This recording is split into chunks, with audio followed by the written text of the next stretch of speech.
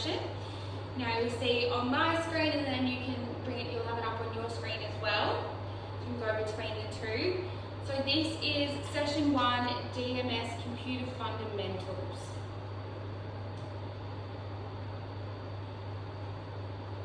So the first thing we're going to look at today is safety in the online environment and workplace health and safety. So you can see here a little diagram of a person sitting at their computer, working hard. Lots of things happening here though that you probably wouldn't think about. The first one is that it's really good to maintain good posture. Whenever we're sitting at our desk, keeping your back straight, no slouching, your head balanced and comfortable at your sides. And positioning your monitor can help you do that. So if you have your monitor all the way up here, you're constantly going to be looking up, and that's going to cause pain. If it's too low, the same thing. So what I often like to do is actually have something on my desk or a higher desk so that my monitor is at eye level. Yeah. So that's a really easy thing that you can do. You can see here that his desk is quite high, so he is at eye level with his computer. He's also got his keyboard and mouse in a really accessible spot in front of him where he's not reaching out, he's not reaching too high, reaching too low. And that's another thing that I find really helpful, is actually having a separate keyboard and separate mouse. With your office chairs, they should be adjustable. So you can adjust it up and down, forwards and back. Sometimes they have a lumbar that comes in, all of that sort of stuff.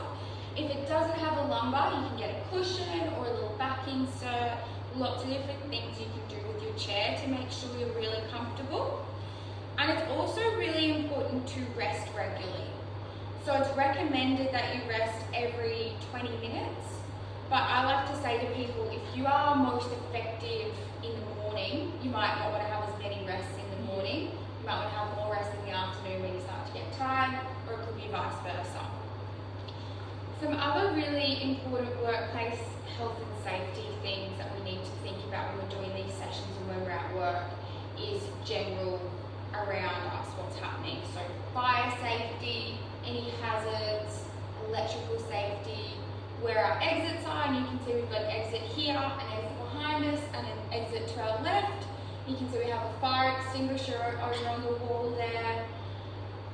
You know where the policy and procedure documents are, all of that sort of stuff. So it's pretty self-explanatory when you've gone through that with your work anyway. So have a little bit of a look at personal well-being now. Personal well-being is really important. And at any time, if something comes up that makes you feel a little bit uncomfortable, or you need a little break or a breather, just let me know, we can stop, it's totally fine. So well-being and wellness at work are two separate things, but they're obviously related. So they combine together. So it's really important to navigate the difference between well-being and wellness at work. Our well-being, you can see here, encompasses all of these things. Your mental state, your physical state, so you're physically healthy, and that goes back to that, are you comfortable in your chair at work every day, or are you in pain?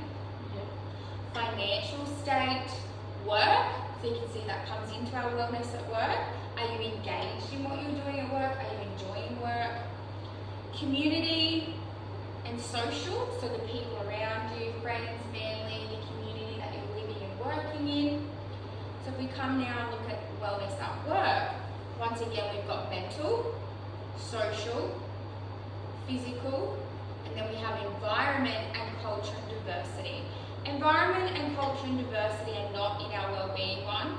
They obviously are part of it, but it's more prominent in the workspace because you are in an environment that's not necessarily your comfort zone. You're not home. You're in a new environment with new people. There should be a lot of cultural diversity within your workspace. So it's whether or not you feel safe in that environment. So it's really important that we acknowledge all of these different factors and work out how to make them all really positive for us.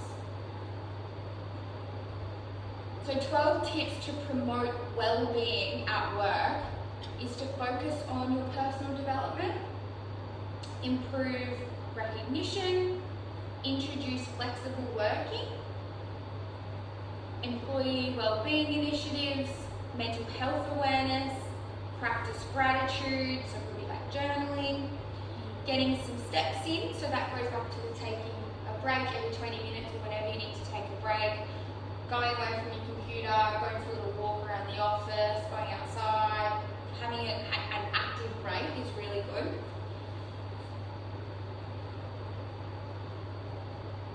Introduce standing desks or cycling to work. So that's things that are going to make it easier to get some of that active movement into our day-to-day work. So you don't necessarily have to bike to work, but you know, you might be able to walk to work or walk to get lunch or something like that.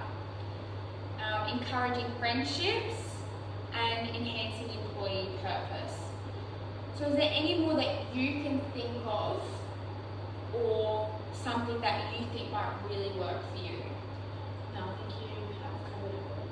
Yeah, it's quite a lot there, isn't there? Yeah. And you might find that there is something that you come across when you are at work. You might think, oh, it'd be really good if I have this, or this could be really effective to promote my well-being. And that's something that you can bring up with your employers. Yeah. So what I'd like to do now is get to know you a little bit more. We've obviously had our workplace and mentoring development plan consultation meeting, which was really lovely. But I want to give you the opportunity now to let me know how you're feeling today and tell me anything else you might want me to know about you, and then tell me a little bit about your experience with computers, because I know you haven't done much computer work for quite a while. So I'll start.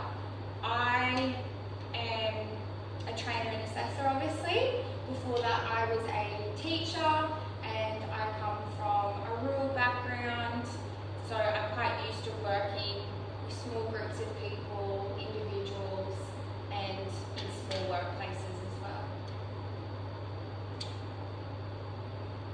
Is there anything you would like to tell me about how you're feeling today, or what you think about doing this session? Feeling good about this session. Awesome. And to enhance my IT skills. Yep. To get back to the workplace, as I come from like a smaller community. I need those skills to be able to progress in my life. Yep, awesome. Well, you're on the right track when you get that done for you. So today's learning outcomes. Today is all about getting familiar with your computer. So you're going to be creating and naming folders using naming conventions, then renaming and moving folders and subfolders, locating and opening documents and applications, and we'll look at the function of your computer's key components. So the session structure will go like this. We'll discuss the importance and benefits of having basic computer skills, which you've already acknowledged. Identify the important components of the computer and what they do. Demonstration on how to perform basic computer tasks. Some hands-on activities to practice basic computer tasks. And then a little knowledge quiz at the end of the session. Yeah.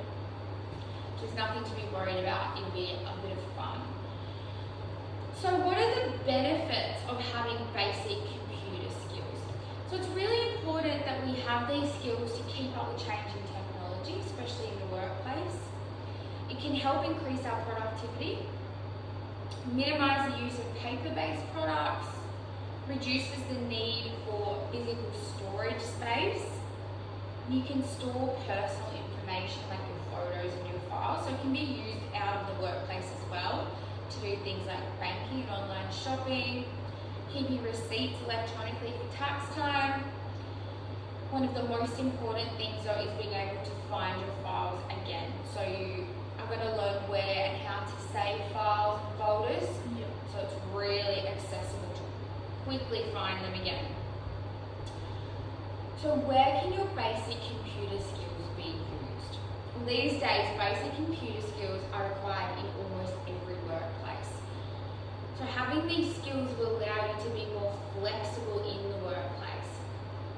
And with constantly changing technology, having these basic computer skills will assist you with the things you need to do in your everyday life as well. So really it's a win-win situation. Looking at the key components of the computer system now. So we'll watch a little video because I know you are a bit of a visual learner. Just have to